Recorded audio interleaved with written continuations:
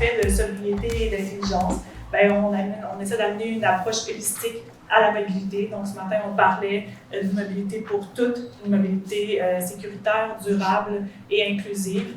Dans l'autre salle, on parle vraiment de zones commerciales aussi. Puis aujourd'hui, bien ici, on va parler du rôle des employeurs pour faciliter et accompagner les changements de comportement des employés. Les entreprises, grands employeurs, ont un impact sur la mobilité quotidienne des gens, que ce soit pour se déplacer de leur travail à leur domicile, mais aussi sur la vie de quartier dans lequel ils sont implantés. Un employeur qui déplace une millier de personnes quotidiennement a un impact sur la qualité de vie des résidents et des résidentes qui sont aux alentours. Aussi, il y a beaucoup de changements qui s'en viennent en fait dans les documents de planification sur les territoires de la CMM, sur les territoires de la Ville de Montréal. La RTR a présenté sa vision 2050 où on anticipe en fait plus de 650 ménages sur le territoire de la CMM d'ici 2050, qui équivaut à 1 million de déplacements quotidiens supplémentaires, donc quotidiens, 1,3 pour être plus précise. Donc, dans leur vision, il y aurait en 2050 1 million de déplacements quotidiens qui seraient faits en transport actif, ce qui est plus que le double de ce que c'était en 2018. 1,2 million de déplacements quotidiens en transport collectif, ce qui est une augmentation de 80% des déplacements en transport collectif, et une réduction de près de 900 000 déplacements quotidiens en voiture solo. Donc, c'est des éléments qui sont très ambitieux. Et la Ville de Montréal aussi qui est en train de faire en processus de consultation son plan d'urbanisme et de mobilité pour une ville verte, juste et résiliente, où la place dédiée à l'auto se veut d'être réduite, où il y aura une augmentation des transports, de l'offre de transport en commun, dans une vision d'équité et d'inclusion. Mais pour arriver à ces changements ou à modifier la mobilité des gens sur le territoire et l'impact que ça aura sur leur qualité de vie, c'est important d'accompagner le changement des comportements des gens, d'accompagner dans tous ces changements aussi qui viendront. Donc, c'est pour ça qu'aujourd'hui, on parle de la place de l'employeur précisément pour accompagner les gens à modifier leur mobilité, à réduire l'utilisation de l'auto solo. Il y a déjà plein de super choses qui se font. Les personnes qui sont présentes ici vont pouvoir vous le présenter, qu'est-ce qu'ils sont en train de faire. Et aussi, en tant qu'employeur, on peut aussi avoir comme impact d'influencer les habitudes de déplacement aussi autres que pour aller au travail. Une fois qu'on a pris le goût, par exemple, de se promener à pied ou à vélo, mais on peut aussi le faire pour d'autres activités que de seulement aller travailler. Donc, sans plus attendre, je vais vous présenter les personnes qui sont derrière moi, que je me mets comme devant eux. Donc, aujourd'hui, l'atelier, c'est vraiment s'outiller pour accompagner des employés, un rôle incontournable des employeurs. Donc, ce que je vous propose comme déroulement, c'est tout le monde bienvenu, comme je viens de faire dans ce moment. Ensuite, il y aura des présentations éclairs ou des lightning rounds, où les 4 personnes ici, vont vous présenter en 10 minutes. Donc, c'est quand même un exercice de synthèse important, leur expertise ou leur expérience sur le sujet. Ensuite, on pourra partir en pause. Il n'y aura pas nécessairement de période de questions-réponses, mais pendant la pause, vous êtes invités à échanger avec les gens qui sont présents. Et on fera par la suite un scénario parce que vous allez vous mettre dans la peau d'un comité décisionnel au sein d'une entreprise ou d'une institution pour mettre en place des actions pour répondre à la situation et réduire l'utilisation de l'auto-solo de votre contexte dans lequel vous serez mis. Et après ça, on pourra en rediscuter tout le monde ensemble. Est-ce que ça vous convient? Super. Donc, je vous présente au bout de la table à ma droite Jérôme Laviolette, chercheur en transport à l'Université de McGill. À sa côté, vous avez Marianne Goulet, qui est chargée de projet chez MOBA. Antoine Saint-Laurent, qui est chef de division d'urbanisme à l'arrondissement de Saint-Laurent. Et Dominique Payard, qui est directrice des ressources humaines à l'Agence de mobilité durable. Donc, merci beaucoup à vous 4 d'être là et de venir nous présenter ce que vous faites dans vos organisations et vos champs d'expertise. Donc, vous avez à peu près 10 minutes chacun. Je vais vous dire, mais vous avez le droit jusqu'à 12. Ça va être correct. Donc, je vais vous aviser quand il ne reste pas 2 minutes. Je vous remercie beaucoup. Jérôme, je te laisse la parole. Allô, ça fonctionne? Hello. Ouais. Bonjour à tous, donc merci évidemment pour l'invitation. Donc, moi, je vais un peu mettre la table pour les autres présentations, je pense bien. On va tenter de ne pas trop répéter aussi ce qui va se dire par la suite. Donc, c'est vraiment une introduction un peu. L'idée, moi, ce que j'avais en tête, c'est de présenter un peu où ça se positionne, c'est ce type d'approche-là qu'on met en place au niveau des employeurs. Que nous dit la littérature scientifique sur ce qui peut fonctionner, ce qui peut moins bien fonctionner pour soutenir les changements de comportement en entreprise? Et donc, dans cette perspective-là, mettre la table pour mes collègues de table ici. Donc, l'idée là, c'est que pourquoi est-ce qu'on voudrait amener les employeurs à mettre en place différentes mesures pour soutenir la mobilité durable de leurs employés? Bien, il y a d'abord une idée de contribuer aux objectifs sociétaux, comme Rebecca l'a dit, de mobilité durable, d'être un bon citoyen corporatif dans le quartier dans lequel on est implanté.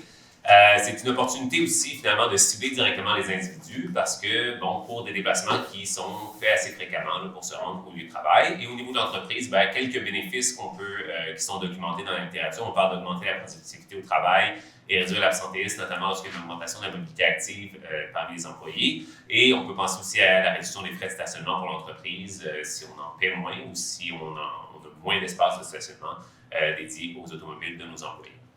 Donc, dans quoi ça s'insère, ce type d'approche-là? Excusez, je vais trop vite ici.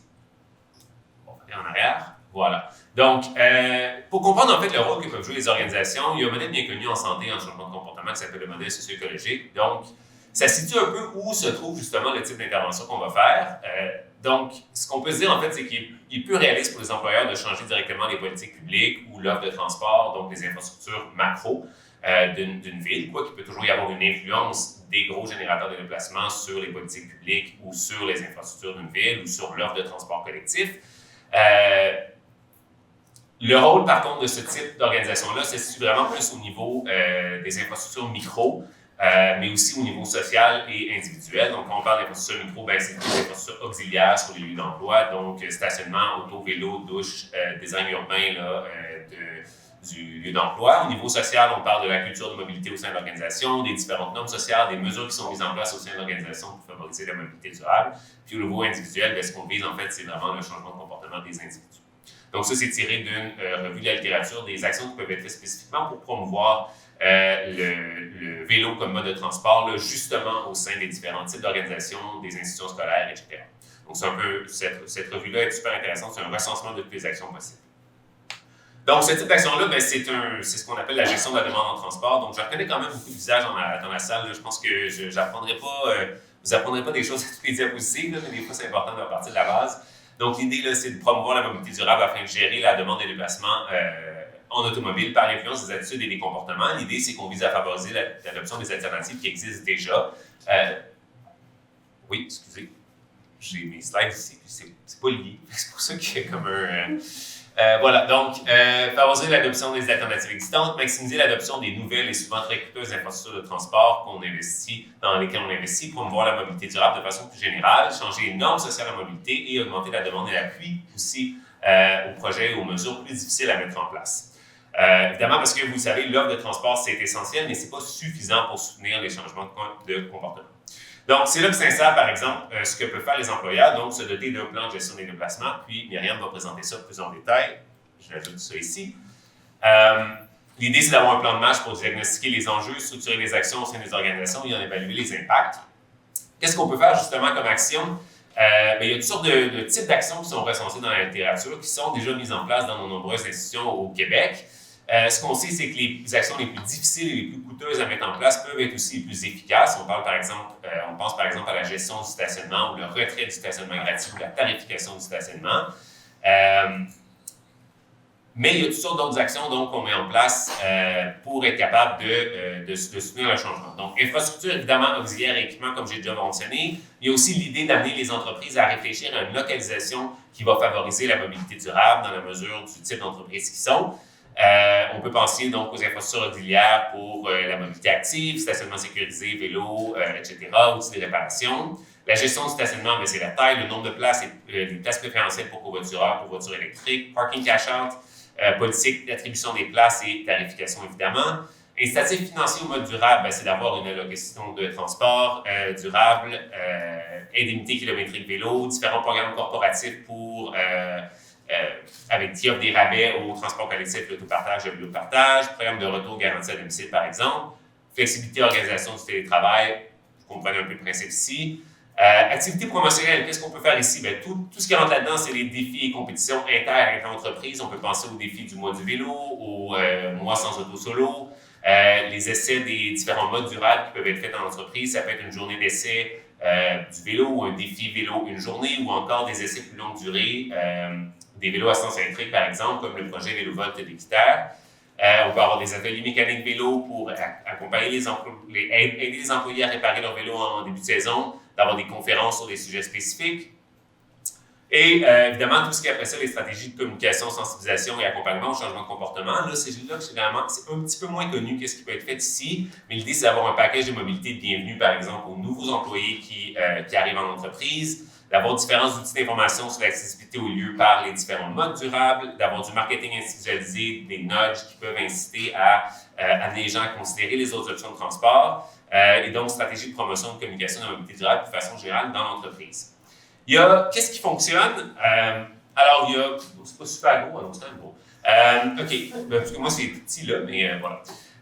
Donc, qu'est-ce qui fonctionne? Il y a différentes revues de littérature qui ont été faites. Généralement, les effets sont assez positifs, mais relativement marginaux lorsqu'on touche pas au stationnement. Je vais y revenir à la prochaine diapositive.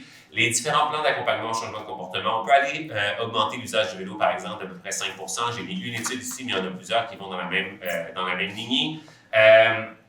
Les événements d'un jour peuvent être vraiment utiles pour amener des gens qui sont déjà intéressés à un certain mode à essayer ce mode-là. Il ne faut pas penser que c'est magique non plus. Les incitatifs financiers peuvent avoir le même effet, donc les types de transport collectif gratuit, par exemple.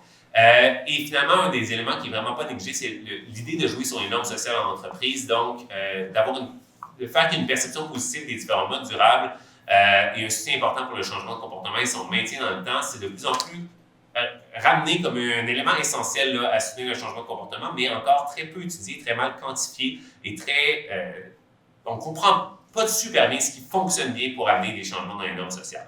Donc, je donne un exemple rapide sur est-ce qu'on doit ou non gérer le stationnement. Vous allez voir que les résultats sont assez différents. Donc, je veux juste rappeler que tant que le tout n'est pas contraint, on va avoir beaucoup de misère à le faire parce que ça va rester le mode le plus facile pour la majorité des gens et donc on va avoir un effet limité. Donc, je conclus sur 3 conditions de succès, adapter les stratégies au contexte et à l'heure disponible. Je pense que c'est assez évident que ça doit être le cas. On veut profiter de la discontinuité de l'habitude, c'est quelque chose que je répète souvent. L'idée, c'est de cibler les personnes notamment qui sont récemment embauchées ou si une entreprise déménage son lieu. C'est une opportunité aussi là, d'amener des changements de comportement dans les employés et segmenter pour mieux cibler. Ce qu'on veut faire en priorité, c'est toujours cibler les personnes qui ont une intention de changer d'abord, mais qui ne l'ont pas encore fait pour différentes raisons, avant de cibler ceux qui n'ont aucune intention de délaisser leur voiture. Donc voilà, ça termine. J'avais quelques initiatives au Québec, Guide de bonnes pratiques de MOBA et les CGD, Banque de ressources de Vélo Québec, Vélo Sympathique et le programme VéloVolt d'Équiterre. Voilà. Merci.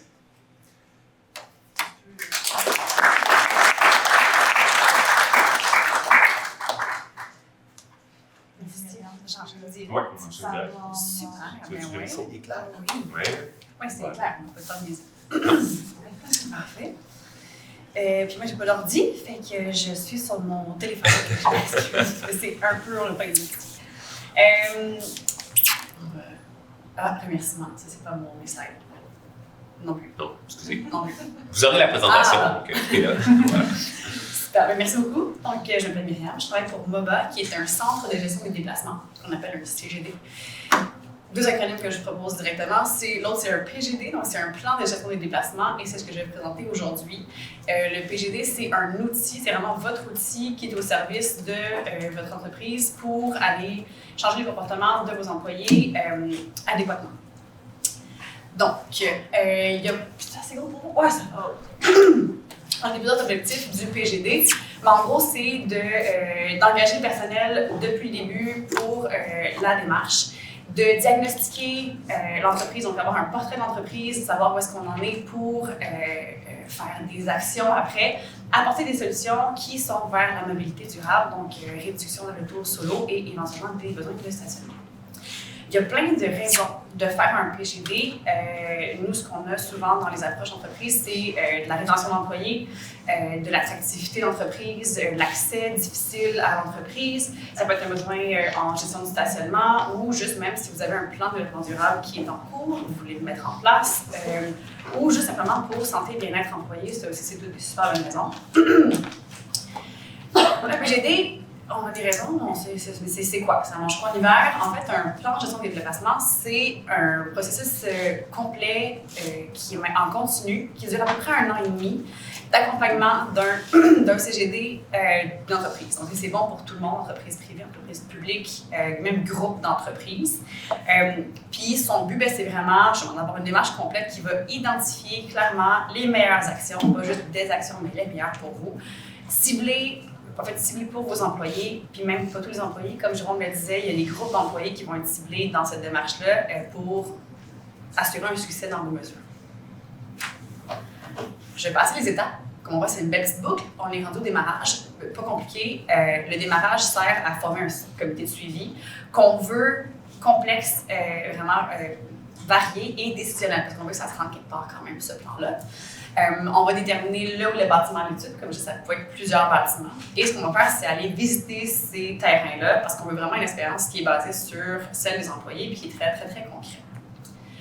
Donc, on démarre comme ça. Après ça, la partie diagnostic, c'est un gros morceau. C'est vraiment là qu'on va faire le portrait d'accessibilité qui va être basé sur les ou le lieu de travail, mais aussi en fonction des codes postaux des employés. Donc, qu'est-ce qu'ils ont comme accès en fonction de la réalité de votre personnel? On va en parallèle, sonder sur les habitudes de déplacement et sur les intentions de changement de vos employés également. On veut vraiment savoir où ils en sont puis qu'est-ce qu'ils veulent faire. Et ça va nous permettre tout ça de calculer les émissions de GES et les coûts de déplacement.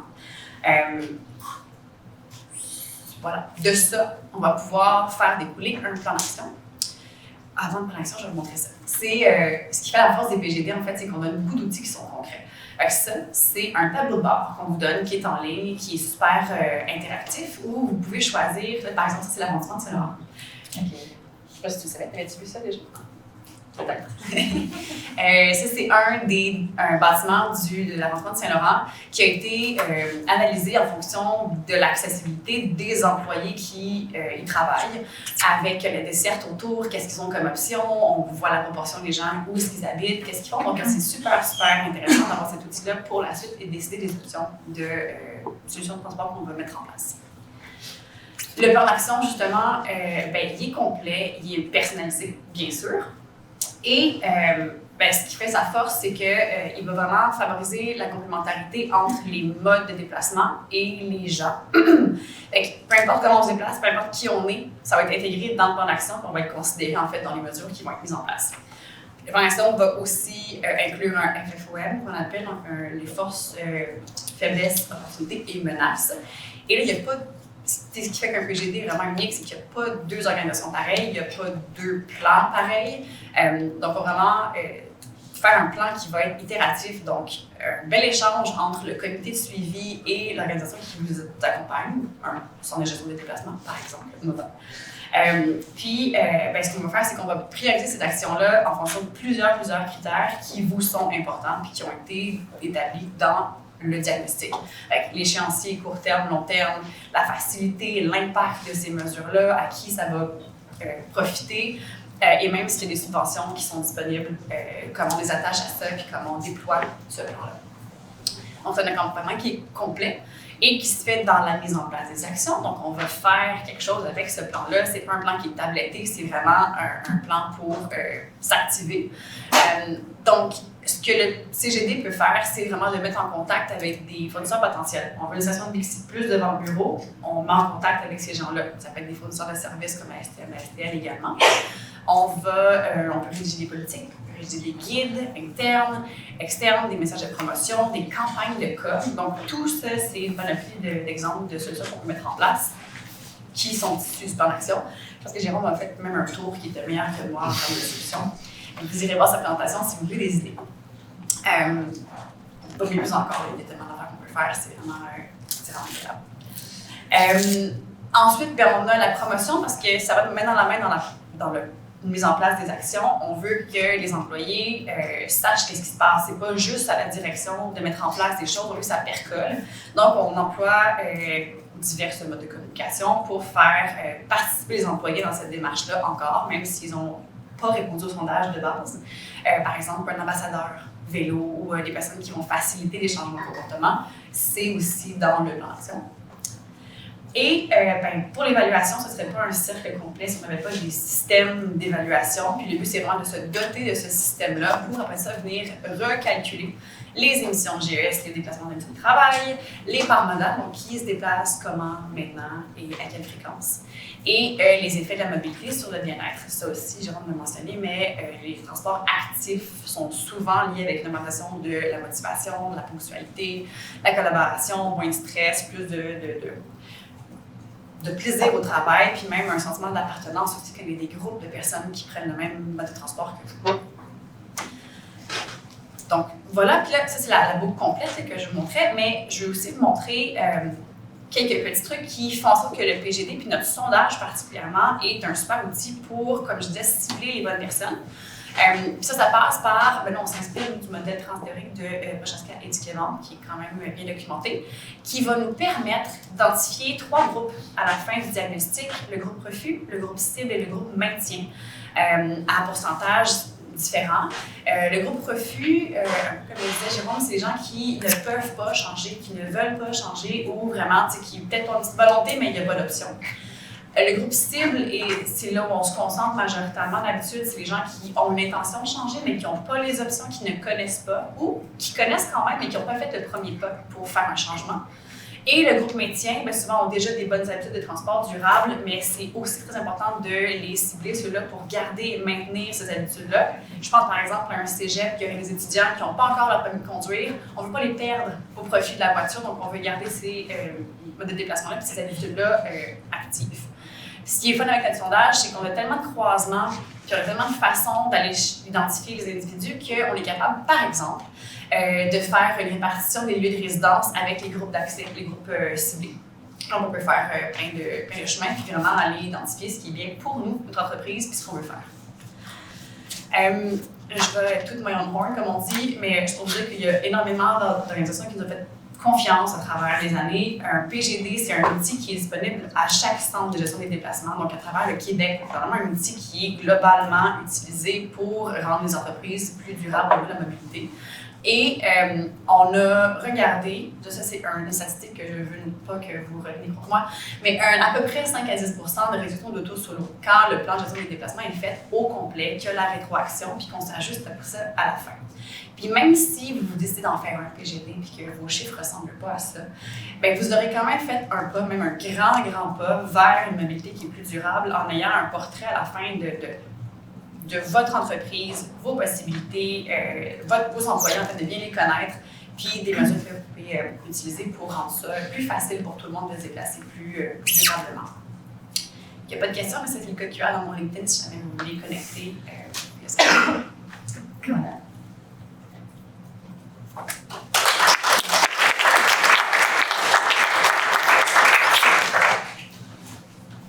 Donc, on a présenté un petit peu un cadre théorique global, où est-ce qu'on a vu que les contraintes, sans contraintes ou sans réelles contraintes, ça c'est nous, les arrondissements, les villes, la réglementation qui mettent des contraintes, en tout cas certaines contraintes légales ou réglementaires. On a vu des pistes de solutions pour pouvoir adapter ces contraintes-là. C'est dans cette optique-là que l'arrondissement Saint-Laurent, dans le fond, en 2009, a revu un petit peu sa réglementation et afin d'offrir aussi des solutions et pas juste être coercitif concernant l'auto-solo. Donc, pour l'arrondissement Saint-Laurent, qu'est-ce que ça mange en hiver? Où est-ce qu'on est? On est un arrondissement qui est quand même très central. 42 km². C'est un arrondissement à vocation économique. Alors, il faut être conscient qu'on a maintenant, il est marqué 4500 entreprises sur la diapo, là, mais on est rendu plus dans l'ordre de 5500 entreprises. Fait qu'on est dans le pôle d'emploi du pôle de l'Ouest. Il y a 3 pôles à vocation plus économique ou d'emploi à Montréal. Le pôle de l'Ouest a à peu près 320 000 emplois. On en a 110 000 de ces 320 000. On est donc un arrondissement qui génère énormément de déplacements. On a 110 000 aussi personnes, 100 000 citoyens, donc en date d'aujourd'hui.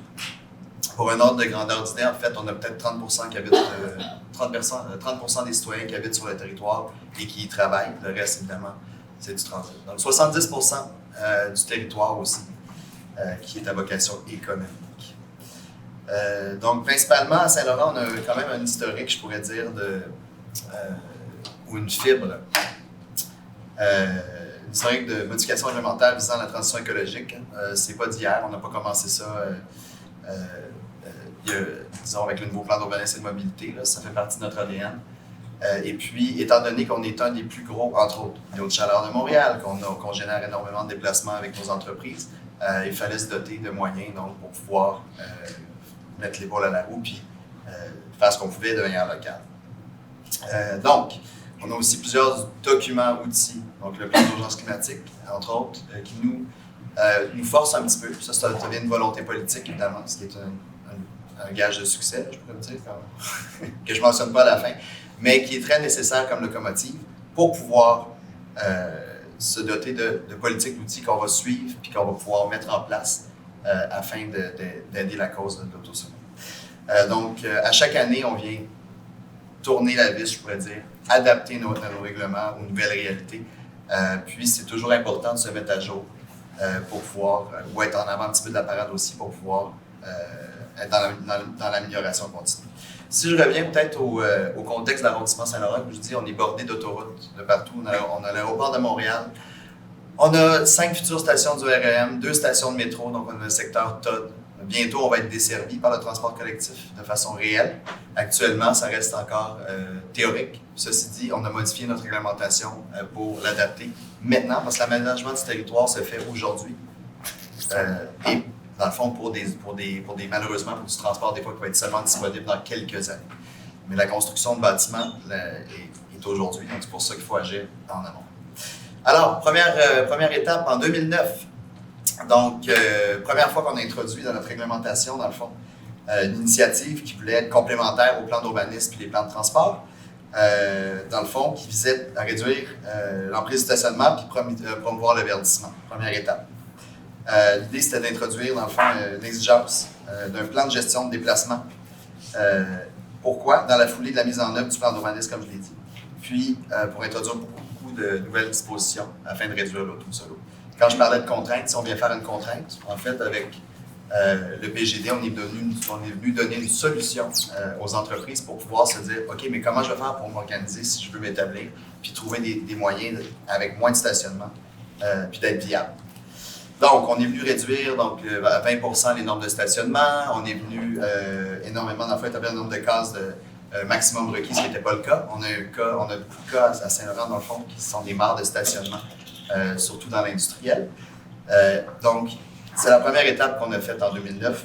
Puis, on l'a géré, dans le fond, avec toutes ces revues de ratio-là, qui est compliqué parce qu'on les gère par usage. On a des pouvoirs habilitants qui nous permettent seulement de gérer d'une certaine façon. On parlait de 300 déplacements à l'heure. Donc, malheureusement ou heureusement, je peux vous dire que cette première étape-là était difficile. C'est difficile à évaluer, c'est difficile à capter. Donc, on est venu la bonifier.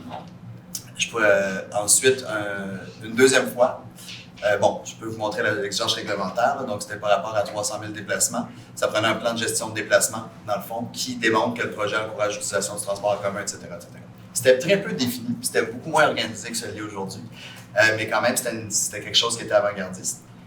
Puis, je pourrais vous dire aussi qu'on capte seulement les nouvelles entreprises qui viennent faire des aménagements ou qui demandent des permis. Donc, ça aussi, ça peut être une limite. Ceci dit, on est venu en 2015 de revoir ça, donc plusieurs aussi dispositions réglementaires. Quand je parle de modification réglementaire, c'est un cocktail, dans le fond, d'éléments qui viennent réduire le nombre d'espaces, mais aussi leur aménagement, puis qui viennent aider, dans le fond, le transport collectif. Donc, dans le fond, c'est ça. C'était une solution aux entreprises qui avaient plus de difficulté à avoir nos normes réglementaires. En 2015, le nouveau règlement, on est venu gérer pour les stationnements de 100 cases et plus. Donc, on visait les grands générateurs de déplacement. Et puis, on a exigé également, dans le fond, qu'il y avait une mise à jour à chaque 3 ans. Donc, le règlement a gagné aussi un prix à QTR, Mobilité durable en 2016, donc à MOVA, dans le fond, pour le projet d'un règlement avant-gardiste sur les plans de gestion de déplacement pour les outils de réduction de déplacement. Donc, on a appliqué le règlement. Il y avait quand même certains enjeux de difficulté, mais il y a eu une période d'adaptation. C'est certain qu'on n'a pas, nous, d'impact réel, je pourrais dire, au point de vue des opérations des entreprises. Ce qu'on peut faire, c'est initier, puis demander. Puis ensuite de ça, les CGD ou autres, c'est eux autres qui peuvent vraiment opérer des changements de culture ou venir adapter les entreprises. On s'entend, là, ici, on prêche à des convertis. On est tous pour les bons éléments, mais quand on met des règlements qui sont dans les plus restrictifs, je pourrais dire, au Québec, en termes de stationnement, il faut que ça vienne avec des solutions. Donc, si je pourrais venir aux limites et défis, j'en ai nommé quelques-unes. Je vais juste y aller, excusez-moi, en 2023, dernière diapositive, on l'a révisé, on l'a baissé à 50 cases et plus. Puis on a essayé d'introduire aussi les multifamiliaux dedans. On n'a pas eu beaucoup à date parce qu'on a eu un PGD, mais c'est une obligation dans le dépôt de permis. Quelles sont les limites? Il y a les enjeux des pouvoirs habilitants, comme je vous ai dit. Moi, je ne peux pas gérer comment les employés se déplacent. Je peux gérer un nombre de cases de stationnement. Ceci dit, on peut se mettre des lunettes roses. Il n'y a pas une entreprise manufacturière au monde qui aura personne qui va venir en auto. Surtout pas dans nos pôles monocentriques qu'on a. Moi, j'hérite, ça fait 15 ans que je suis à l'arrondissement Saint-Laurent, j'arrive là, c'est des parcs industriels monofonctionnels pour lesquels il faut rétrofiter, excusez-moi l'anglais, et puis travailler donc, pour pouvoir faire de l'agrémentation. Donc, l'enjeu de la mise à jour des plans, parce que aussi, je ne peux pas exiger à une entreprise qui est établie de me revenir dans 3 ans pour voir si, maintenant que le REM est établi, comment vous avez revu vos choses. Non, je ne peux pas. Par contre, ce que je peux demander, c'est qu'ils initient un contrat avec un CGD qui fasse donc la première étape, que j'ai une preuve et une entente signée qui me donne lors d'une émission de permis. Puis par la suite, on a quand même une perte liée à ça. Administrativement, on ne peut plus le suivre nécessairement. Donc, difficulté de suivi, c'est quelque chose qui est un enjeu. Mais par contre, quand on a un engagement d'une entreprise, puis qui voit la plus-value, puis des gens des ressources humaines qui travaillent aussi, en tout cas, on le voit dans certaines entreprises, c'est demandé par les employés. J'ai déjà des employeurs qui ont 5000 emplois. On a des centaines de personnes qui viennent à vélo sur Côte de Liesse au risque de leur vie, parce que moi, je ne le ferai pas. Puis, ça pousse par en dessous. Donc, souvent, une fois quand l'initiative est faite pour une des employés, il y a un changement de culture, puis ça, c'est une plus-value, évidemment. L'entreprise, dans le fond, excusez-moi, pour l'entreprise, le gain le plus tangible, là, ça produit plus que lorsqu'il y a plus, ces cases de stationnement ne sont pas aménagées ou sont retirées.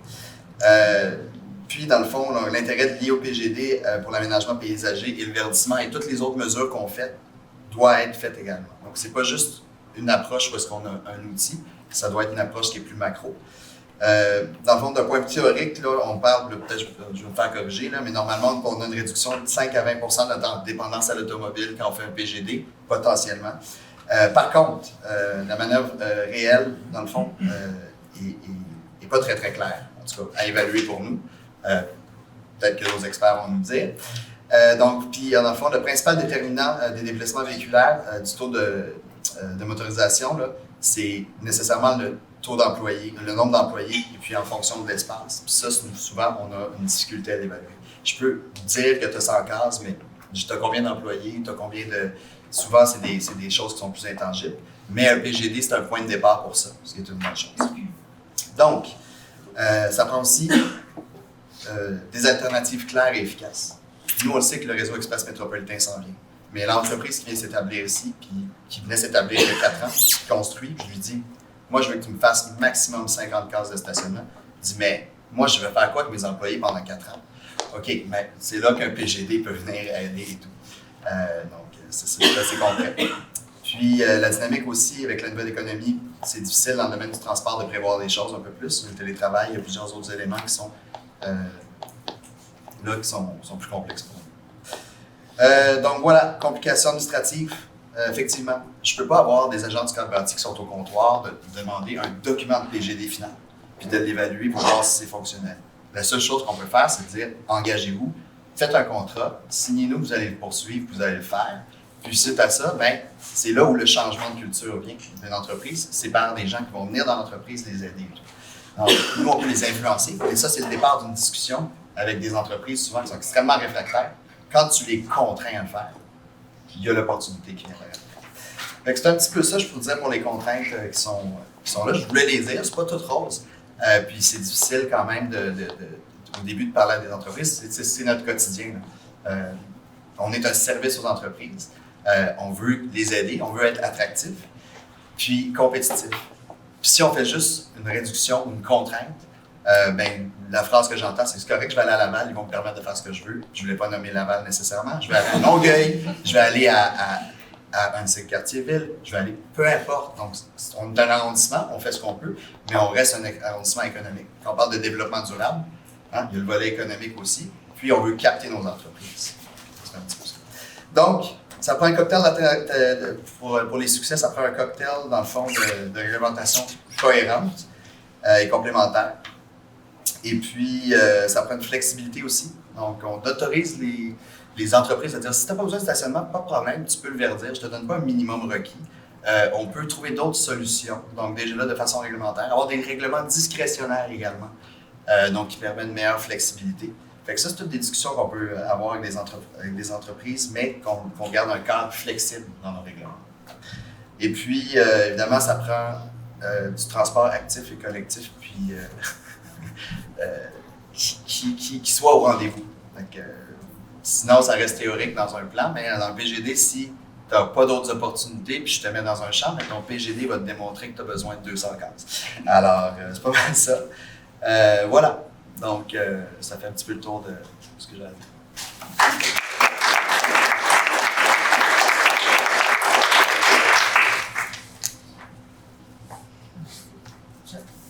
Ça fonctionne-tu? Absolument. Pour ceux qui me connaissent, là, j'haïs bien ça, les micros, puis j'ai bien de la misère avec ça, mais là, je vous préjuge.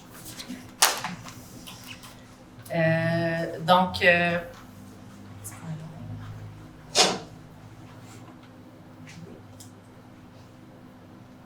vous voyez comment ça va bien? Ça doit être moi. Merci. En fait, l'Agence de mobilité durable, c'est un organisme paramunicipal de la Ville de Montréal.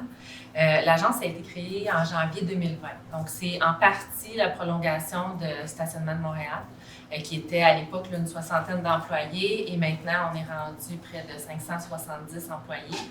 De ces 570 employés-là, on en a 450 qui sont des employés de la Ville de Montréal. Donc, c'est des employés de la Ville qui sont prêtés chez nous.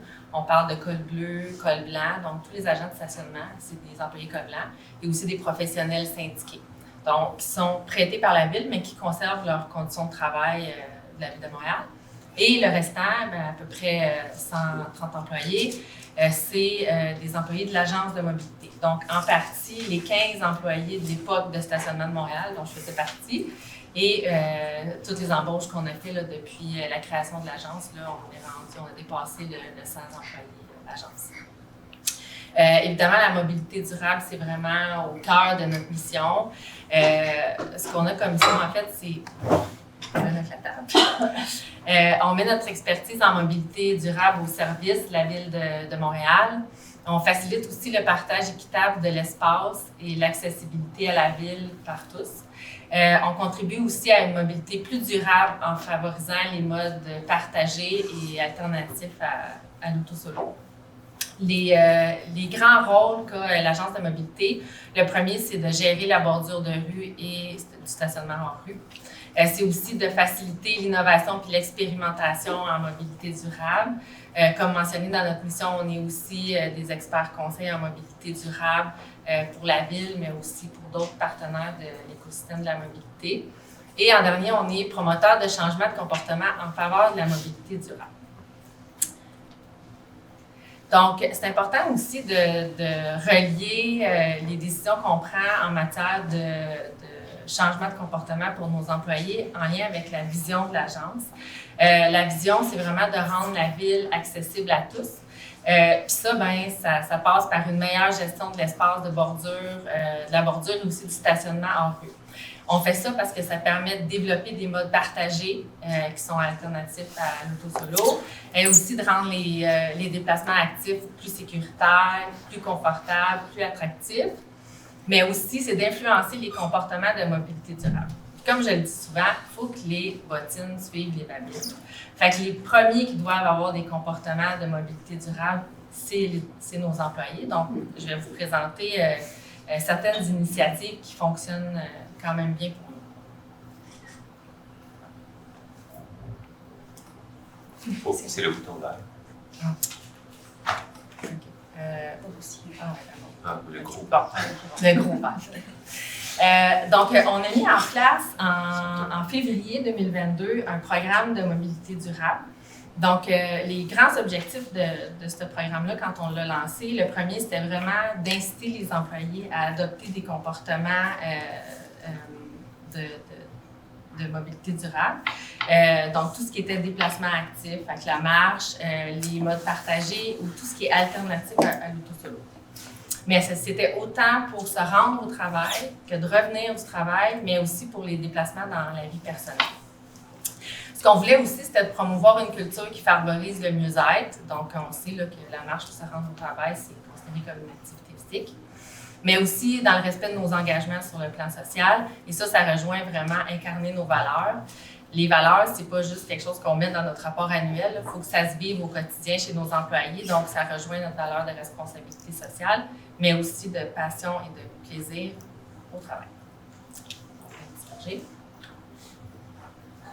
Au niveau des modalités du programme de mobilité, comment on fonctionne, c'est une allocation annuelle de 1 000 $ qui est donnée aux employés agences. Et ce 1 000 $ là est récurrent année après année. Depuis 2022 qu'on l'a lancé, le montant est le même, donc c'est 1 000 $. Et c'est des dépenses admissibles comme du transport collectif, comme Uber, du communauto, tout ce qui est alternatif à l'auto-solo. Donc, si par exemple, un employé prend des abonnements mensuels pour le transport en commun, fait une facture, envoie ça aux ressources humaines, donc on lui rembourse jusqu'à concurrence de 1 000 $. Il y a aussi tout ce qui est équipement en lien avec le transport actif. On a vraiment été à large. C'est souliers de course, c'est le vélo normal, vélo électrique, des accessoires pour le vélo, casque, des factures d'entretien de vélo, tout ce qui est équipement de jonction entre l'enfant et l'adulte. Ça, au départ, on ne l'avait pas prévu, mais de plus en plus, on avait des demandes dans ce sens-là, des porte-bébés, la girafe, donc on rembourse aussi ça. Puis c'est sûr que là, ça fait 2 ans que les gens se font rembourser 1 000 $. À un moment donné, il faut qu'ils trouvent des affaires à se faire rembourser. Fait on sait très bien que plus ça va aller, plus on va étirer, mais en même temps, tant que ça encourage la mobilité durable, ben nous, on a atteint notre objectif. Au niveau des mesures de suivi, puis après, je vais vous présenter quelques résultats qu'on a parce qu'on a fait des sondages de mobilité auprès des employés. C'est important de mesurer par des sondages, en fait, de sonder vos gens parce que vous devez connaître leurs habitudes, leurs besoins, leurs attentes aussi. Puis également, nous, ce qu'on voulait, c'était mesurer l'impact de notre programme de mobilité. C'est quand même quelque chose à gérer, là, hein, parce que en fin d'année, le décembre, là, on reçoit des centaines de factures parce que là, on termine l'année. Fait que là, on s'est dit, OK, l'effort qu'on met, parce qu'on aurait très bien pu donner 1 000 $ à tout le monde, pas le gérer et dire, bon, ben, OK, ça fait partie de votre rémunération. Nous, on vous donne ça pour encourager des déplacements durables. C'est pas ça qu'on voulait faire. On voulait que les gens achètent une trottinette et disent, hey, moi, je me promène avec ça parce que mon employeur me l'a remboursé. Puis, en fait, on a fait un premier sondage en 2022. On n'était pas tout à fait au point pour le sondage de mobilité. On l'a refait en 2023. C'est les résultats que je vais vous montrer. Puis là, on est en plein dans la période de sondage, de notre 3e sondage. Ce qu'on veut savoir, c'est est-ce que ça a valu la peine? Est-ce que ça fait une différence, le programme qu'on a mis en place? Autre initiative, en fait, c'est quand on veut soutenir le transport actif, c'est aussi d'avoir des infrastructures qui sont adaptées. En 2022, on avait fait un sondage auprès des employés parce qu'on était en processus de changer d'assureur pour les assurances collectives. Puis là, on s'était dit, on va sonder les gens par rapport à leurs conditions, qu'est-ce qu'ils aiment pas, qu'est-ce qu'ils aimeraient avoir. Puis ce qui était ressorti, là, j'ai les statistiques, là, je pense que c'était comme 42 % de nos répondants avaient dit, moi, là, j'aimerais ça qu'on ait des douches, on ait des vestiaires, parce que je serais intéressée à venir en vélo au travail, mais pas de douche, ça m'intéresse plus ou moins. Fait que quand on a choisi nos centres opérationnels et notre siège social, parce que maintenant on est sur la rue de Drummond, c'est quelque chose qu'on a tenu en compte. Donc, on a des douches maintenant dans tous les centres opérationnels et au siège social également. On a un espace sécurisé, vous voyez la photo, là. Dans le fond, c'est un espace sécurisé sur Drummond dans le stationnement intérieur. Et ça, on accède à cette cage-là avec nos cartes d'employés. On a aussi une borne de réparation pour les vélos. Puis, on a un espace dédié dans un de nos centres opérationnels pour le séchage des vêtements pour les patrouilleurs à vélo. Parce que c'était un enjeu là, quand des patrouilleurs travaillaient toute la journée, 8 heures de temps à vélo, il y avait chaud, il n'y avait pas vraiment d'endroit, on ne voulait pas qu'ils mettent ça dans la cafétéria. Fait qu'on a créé un espace dédié pour ça. Autre élément, on est, là, vous voyez ici, là, dans le fond, on est les pionniers au Canada pour le déploiement d'une patrouille cycliste hivernale. L'hiver 2023-2024, on avait 4 employés qui se promenaient à vélo. Évidemment, il y a toute une formation qui vient avec ça là, pour la sécurité. Puis pour l'hiver 2024-2025, on vise 6 à 8 ADS, là, qui vont ADS est un agent de stationnement, qui vont se déplacer à vélo cet hiver. On a aussi l'électrification de la flotte. Actuellement, sur nos 240 à peu près véhicules, on en a 23 % qui sont à essence. Donc, évidemment, ce qu'on tend, c'est d'avoir des hybrides rechargeables ou électriques. Au niveau, l'autre élément, promouvoir et incarner nos engagements en matière de mobilité durable, c'est d'avoir des lieux de travail qui offrent un accès facilité au transport en commun. Puis ça, c'était un des premiers critères quand on choisit un pôle de mobilité ou même notre siège social, c'est que ça soit accessible au niveau du transport en commun. Puis l'autre élément, c'est le stationnement limité. L'équipe de stationnement de Montréal, que je vous ai parlé, là, on était situé sur la rue McGill, dans le Vieux-Montréal, à côté du métro Square Victoria. Mais Stationnement de Montréal offrait un stationnement gratuit à ses employés. Pratiquement tout le monde en auto, okay? Même si le métro est à côté. Drummond, c'est sensiblement le même type d'endroit. Là. Il y a une métropile qui est juste à côté, c'est facilement accessible en transport en commun. Vous allez voir dans les données, là, la portion des gens qui viennent en transport en commun est beaucoup plus élevée que ceux qui viennent en voiture parce que Drummond, il n'y en a pas de stationnement.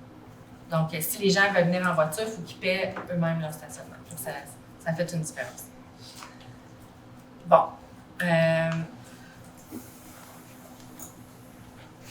Ça, c'est les résultats de notre sondage de mobilité 2023.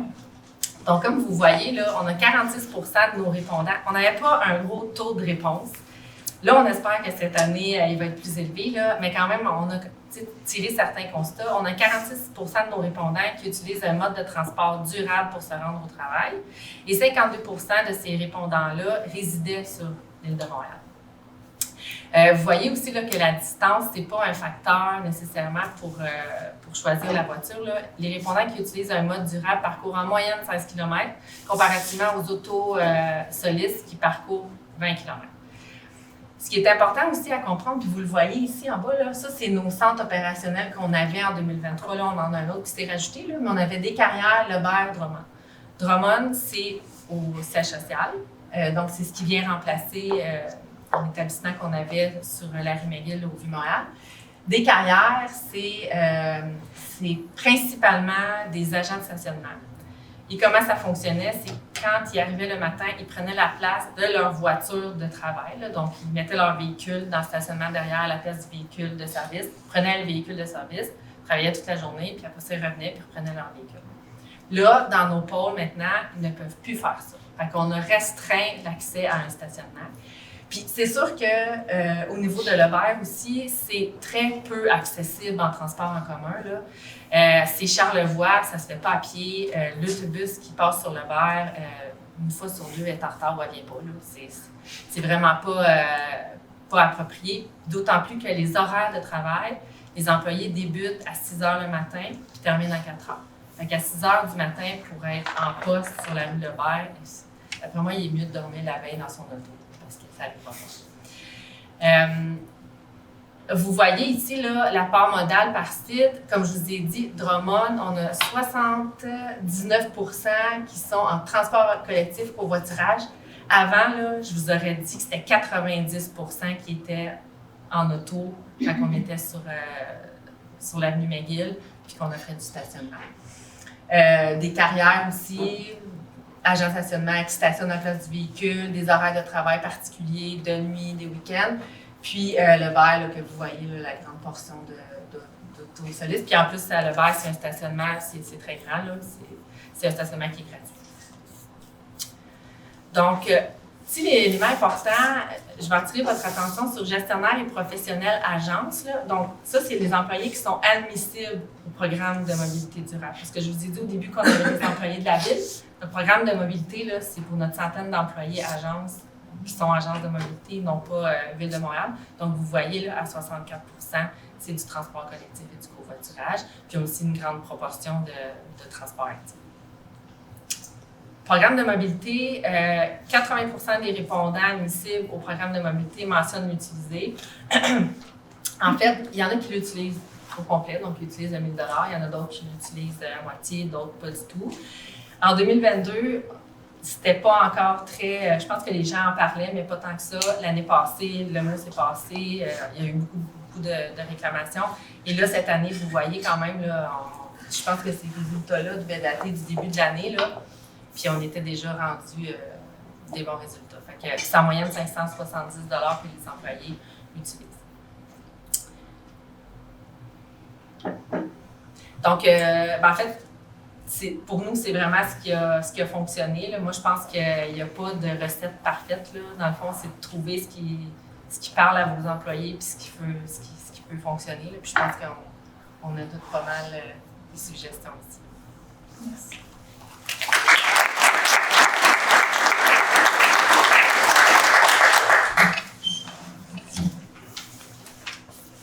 Bien, merci à vous tous là, pour cette présentation. C'était super éclairant, complémentaire, théorie, concret. On a passé à travers un spectre quand même important de ce qui peut être fait. On n'a pas prévu de période de questions, parce qu'on voulait vraiment faire ça lightning round et pouvoir travailler avec tous ces éléments-là qui viennent nous être mentionnés. Donc, si vous voulez, je vous invite à aller prendre une pause de 15-20 minutes, on peut même allonger de 20 minutes. Les gens sont là aussi, là, si vous avez des questions d'approfondissement que vous pouvez leur demander. Et puis, pendant la pause, il y a des cafés biscuits à votre droite ici et des salles de bain à la gauche, là, qui peuvent être utiles. Et on pourrait se retrouver, je m'excuse, j'ai oublié l'heure, j'ai pas d'horloge, à 45. Pour l'atelier où est-ce qu'on va utiliser tout ce qui vient de nous être mentionné dans des scénarios fictifs, puis vous allez devoir être un comité décisionnel pour décider qu'est-ce que vous allez faire pour faciliter les changements de comportement des institutions pour lesquelles vous allez travailler effectivement pendant le reste de l'après-midi. Ça vous convient? On se rejoint à 45. Merci.